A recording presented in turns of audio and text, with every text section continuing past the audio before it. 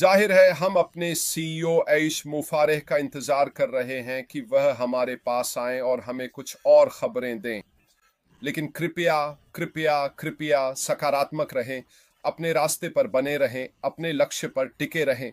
लेकिन सबसे महत्वपूर्ण बात यह है कि कृपया अफवाहें न फैलाएं या ऐसी कोई जानकारी न फैलाएं जिसे आप सिर्फ इसलिए साझा कर रहे हैं क्योंकि आपको लगता है कि वह सही हो सकती है या कुछ ऐसा। अगर हमारे सीईओ ने यह नहीं कहा है तो सोचिए क्या, तो इसका मतलब है कि वह हो नहीं रहा है। इसलिए सुनिश्चित करें कि आप सही लोगों से सही जानकारी प्राप्त कर रहे हैं। तो फिर आज मैं किस बारे में बात करने जा रहा हूं, वह है कंटेंट क्रिएशन। कल अगर आपको याद हो तो हमने चैटबॉट्स के बारे में बात की थी और उनमें उनकी क्या भूमिका है, इस पर हमने विस्तार से चर्चा की थी, है ना। एआई मार्केटिंग के बारे में। अब किसी भी तरह की मार्केटिंग करने के लिए, लेकिन खास तौर पर एआई मार्केटिंग कैसे काम करेगी, इसके लिए हमें यह सुनिश्चित करना होगा कि हमारी मार्केटिंग का कंटेंट सही हो।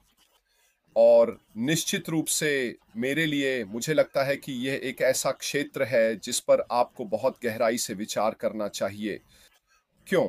क्योंकि हम खास उत्पादों और सेवाओं के लिए एक खास ऑडियंस को टारगेट कर रहे हैं, उस निच को। और मार्केटिंग में इस्तेमाल किए गए शब्द भी बहुत खास होने चाहिए, इसलिए उसमें मौजूद कंटेंट को अच्छी तरह से सोचना जरूरी है। तो कंटेंट क्रिएशन वह प्रक्रिया है जिसमें टेक्स्ट, ऑडियो और वीडियो जैसे विभिन्न प्रकार के मीडिया तैयार किए जाते हैं ताकि किसी खास ऑडियंस को जोड़ा और जानकारी दी जा सके। यह डिजिटल मार्केटिंग, ब्रांडिंग और ऑनलाइन कम्युनिकेशन का मुख्य हिस्सा है जिसका उद्देश्य वैल्यू देना, समस्याओं का समाधान करना और या मनोरंजन और मार्केटिंग करना है। तो चलिए अब कंटेंट क्रिएशन के मुख्य पहलुओं पर थोड़ा नजर डालते हैं। सबसे पहले है विविध फॉर्मेट। ये थोड़ा जटिल है। विविध फॉर्मेट क्या होता है? यह वह कंटेंट है जो कई रूपों में हो सकता है, जैसे blog post, social media updates, video, infographics, मेरे लिए नया शब्द, पॉडकास्ट और भी बहुत कुछ। मैं कुछ दिन पहले सोशल मीडिया विज्ञापन के बारे में कह रहा था कि यह कितना शानदार मंच है अपने ब्रांड को बाहर लाने के लिए। और इसका कारण यह है कि आप इसका बहुत सारा हिस्सा मुफ्त में कर सकते हैं। इसमें आपको कोई पैसा खर्च करने की जरूरत नहीं है। और अपने ब्रांड को बनाना, अपने प्रोडक्ट को बनाना या जो भी चीज़ आप लोगों तक पहुंचाना चाहते हैं, उसके लिए सोशल मीडिया निश्चित रूप से उन क्षेत्रों में से एक है जिसे मैं आपको देखने की सलाह दूंगा। ब्लॉग पोस्ट करना। अब ब्लॉग पोस्ट शानदार चीजें हैं। ये उन लोगों के लिए हैं जो मुख्य रूप से किसी खास चीज के बारे में और अधिक जानना चाहते हैं और लंबा पोस्ट पढ़ने के लिए तैयार हैं। अब अगर आप ब्लॉगिंग करने जा रहे हैं तो आप पाएंगे कि शुरुआत में आपकी पहुंच बहुत बहुत कम होती है। लेकिन इससे आपको हतोत्साहित नहीं होना चाहिए क्योंकि आपको अपने ब्लॉग्स पर लगातार काम करना होता है। और निर्माण के मुख्य पहलू क्या हैं? सोशल मीडिया से जुड़ी किसी भी चीज में सबसे जरूरी है निरंतरता। इसे नियमित रूप से करते रहना चाहिए और जितना अधिक आप ऐसा कंटेंट बनाएंगे जिसमें लोगों की रुचि हो, उतने ही ज्यादा लोग बार बार आपके पास लौट कर आएंगे। आप वीडियो ब्लॉगर भी बन सकते हैं। असल में मैं खुद एक वीडियो ब्लॉगर हूं। यही कुछ है जो मैं करता हूं। मैं आपके लिए ऐसा कंटेंट लाता हूं जो उम्मीद है कि आपकी रुचि का होगा और आपके व्यवसाय में आपकी मदद करेगा, और मैं ये वीडियो फॉर्मेट के जरिए करता हूं। क्यों? क्योंकि ये मेरे स्टाइल के अनुकूल है। वीडियो कंटेंट बनाना मेरे व्यक्तित्व के हिसाब से भी ठीक बैठता है और फिर से मैं इसे लगातार करता हूं। मैं रोजाना आपके लिए कुछ नया और ताज़ा लाने की कोशिश करता हूं। और आप पॉडकास्ट भी कर सकते हैं जो दोनों का मिश्रण होता है, यानी वीडियो और टेक्स्ट को एक साथ मिलाकर। ऐसे कई प्लेटफॉर्म्स हैं जिनका आप इसमें इस्तेमाल कर सकते हैं। फिर से बहुत से लोग इन दोनों को मिलाकर इस्तेमाल करना पसंद करते हैं। आपको उस चीज पर भी ध्यान देना होगा जिसे टारगेट ऑडियंस कहते हैं। हमने इस बारे में बात की थी कि आपके व्यवसाय में सफलता के लिए टारगेट ऑडियंस होना कितना जरूरी है। और एक सफल कंटेंट क्रिएटर बनने के लिए यह जरूरी है कि आप किसी विशेष ऑडियंस की जरूरतों और रुचियों को समझें और उन्हें पूरा करें।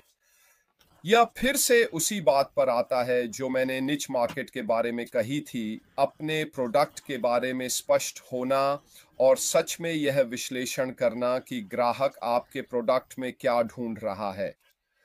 और एक बार जब आप समझ जाते हैं कि वे क्या ढूंढ रहे हैं, तो आप अपने कंटेंट को उन्हीं खासियतों के साथ बना सकते हैं जिन्हें कोई आपके कंटेंट में देखना चाहता है जो आप बाहर पोस्ट करने वाले हैं। आखिरकार ये बात तो बिल्कुल सही लगती है ना? तो आप वह जानकारी कैसे प्राप्त करते हैं? ये फिर से उसी बात पर आता है। याद है कल जब हम चैटबॉट्स के बारे में बात कर रहे थे, जब आप उनका इस्तेमाल सर्वे, फॉलोअप और डेटा इकट्ठा करने के लिए कर सकते हैं। एक बार जब आपके पास वह जानकारी आ जाए, तब आप कंटेंट बना सकते हैं जिसे आप बाहर डालना चाहते हैं।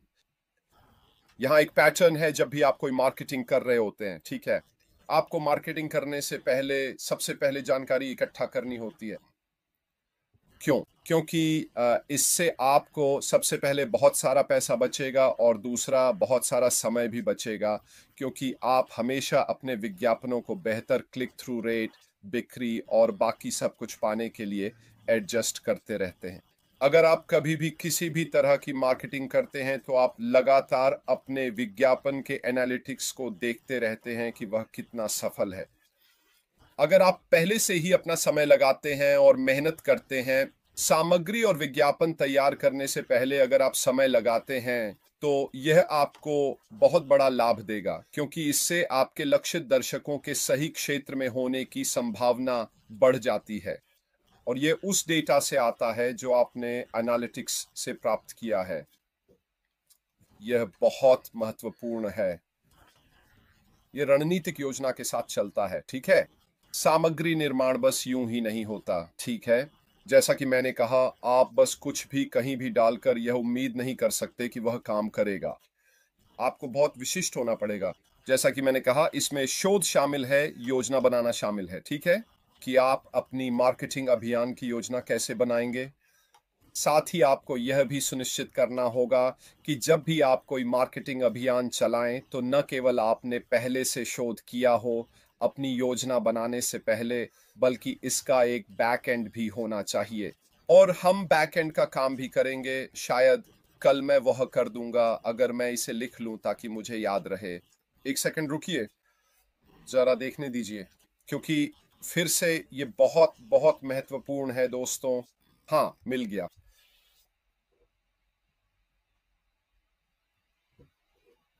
मार्केटिंग का बैक एंड असल में फॉलो अप होता है। तो अगर किसी ने रुचि दिखाई है, तो आपके पास ऐसा कुछ होना चाहिए जो उस रुचि का फॉलो अप करे और उम्मीद है कि उसे बिक्री में बदल दे। अगर आपने कोई बिक्री की है, तो फिर से आपको उस बिक्री का कुछ चीजों के साथ फॉलो अप करना होगा। हम इसके बारे में कल बात करेंगे। तो कंटेंट रणनीतिक योजना में रिसर्च, योजना बनाना और विशिष्ट लक्ष्यों को प्राप्त करने के लिए एक अच्छी तरह से परिभाषित रणनीति शामिल होती है। फिर से आपकी मार्केटिंग अभियान के भीतर जो लक्ष्य हैं, वे विशिष्ट होने चाहिए। आपको अन्यथा आपके पास वह लक्ष्य नहीं होगा जिसे आप ढूंढ रहे हैं और जिसे आप हासिल कर सकें। तो आपको तय करना होगा। मान लीजिए मेरे पास $100 है, मैं इसे इस मार्केटिंग अभियान में लगाने जा रहा हूं। मैं इस खास क्षेत्र में जाऊंगा, इस खास समय पर, इस खास आयु वर्ग के साथ, और मैं X संख्या में बिक्री और अपनी वेबसाइट, उत्पादों आदि पर इतने क्लिक या व्यूज की उम्मीद कर रहा हूं। ये आपके वे खास लक्ष्य हैं जिन्हें आप हासिल करने की कोशिश कर रहे हैं।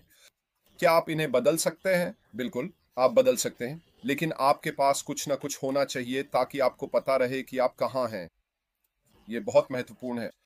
इन सबको आपको दस्तावेज करना होगा, ठीक है? ये जरूरी है। फिर से पुराना एक्सेल स्प्रेडशीट निकालिए। इस बार बार इस्तेमाल किया जाता है, मैं करता हूं। मेरे पास स्प्रेडशीट्स के लिए भी स्प्रेडशीट्स हैं। आप जानते हैं, जो जानकारी आप हासिल करेंगे वह आगे बढ़ने के लिए बहुत महत्वपूर्ण होगी, ठीक है? ये जो चीज ऊपर है, इसकी आदत है भूल जाने की, और अगर आपने इसे लिख लिया है तो क्या होगा? आप नहीं भूलेंगे। मूल्य और जुड़ाव भी आपके कंटेंट के लिहाज से महत्वपूर्ण है। प्रभावी कंटेंट दर्शकों को मूल्य प्रदान करता है, चाहे वह शिक्षा, मनोरंजन या समस्या समाधान के माध्यम से हो। फिर से, जब आप अपनी वेबसाइट बना रहे हैं, जब आप कंटेंट डाल रहे हैं, तो यह सिर्फ बिक्री के बारे में नहीं है, ठीक है? इसके भीतर और भी क्षेत्र होने चाहिए।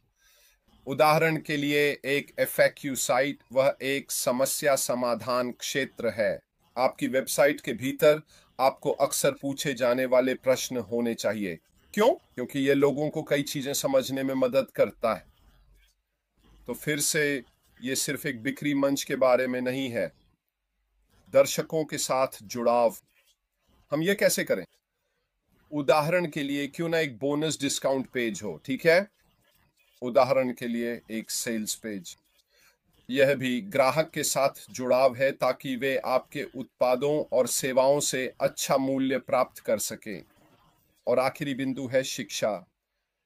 अगर आप अपने उत्पादों और सेवाओं में विशिष्ट हैं, तो आपके पास एक ऐसा क्षेत्र होना चाहिए जहां लोग जाकर यह सीख सकें कि आपके उत्पाद या सेवा का उपयोग कैसे करें।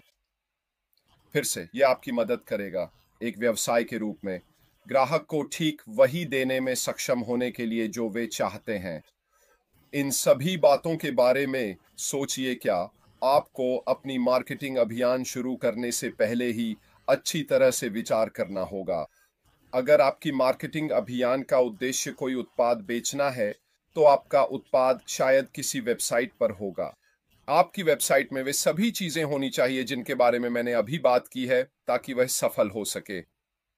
क्योंकि अगर कोई, मान लीजिए आप एक मार्केटिंग अभियान चलाते हैं, कोई व्यक्ति उस लिंक पर क्लिक करता है जो उसे वेबसाइट पर ले जाता है, वहां आपका उत्पाद है और बस वही है और कुछ नहीं है, कोई FAQs नहीं है, यह नहीं बताया गया है कि उत्पाद या सेवा का उपयोग कैसे करें, कोई छूट क्षेत्र नहीं है, कोई संपर्क विवरण नहीं है, कोई चैटबॉट नहीं है, कोई सपोर्ट नहीं है, इन सब में से कुछ भी नहीं है, तो आपकी बिक्री करने की संभावना कितनी है?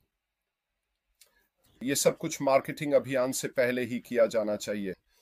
तो आप देख सकते हैं कि अब हम किस तरह से आगे बढ़ रहे हैं। मैं जो आपके सामने रख रहा हूं, उसके आधार पर हम एक स्पष्ट विचार बना रहे हैं कि किन चरणों में क्या क्या करना जरूरी है और अपने व्यवसाय में सफलता पाने के लिए आपको वास्तव में क्या करना होगा।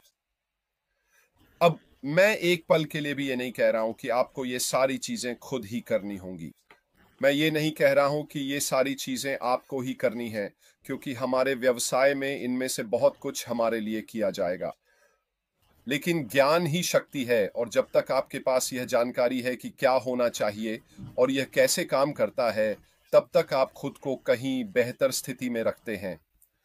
और फिर इस श्रेणी में आखिरी चीज है प्रमोशन। कंटेंट को अपने लक्षित दर्शकों तक पहुंचाने के लिए प्रमोट करना जरूरी है, अक्सर विभिन्न डिजिटल मार्केटिंग चैनलों के माध्यम से, ठीक वैसे ही जैसे मैंने कहा था। तो कंटेंट क्रिएशन की प्रक्रिया क्या है? एडिशन, ऐसे कंटेंट के लिए आइडियाज लेकर आना जो लक्षित दर्शकों के लिए प्रासंगिक हों और व्यापारिक लक्ष्यों के साथ मेल खाते हों। ये सब आपकी सामग्री में शामिल होते हैं। रिसर्च, चुने गए विषयों पर गहराई से शोध करना, ताकि आप अपने उत्पाद या सेवा के बारे में जो कंटेंट डाल रहे हैं उसकी सटीकता और गहराई सुनिश्चित हो सके। कंटेंट डेवलपमेंट, चुने गए फॉर्मेट में कंटेंट तैयार करना जिसमें गुणवत्ता, विश्वसनीयता और सुलभता पर ध्यान देना बेहद जरूरी है, ताकि लोग आपके उत्पाद या सेवा को खरीदने के लिए आगे बढ़ें। कंटेंट डेवलपमेंट, हमने ये कहा है। क्या हमने कहा है? हाँ, ऑप्टिमाइजेशन, कंटेंट को सर्च इंजन यानी SEO के लिए तैयार करना ताकि उसकी विजिबिलिटी बढ़ सके। हम पहले भी SEO के बारे में बात कर चुके हैं, है ना?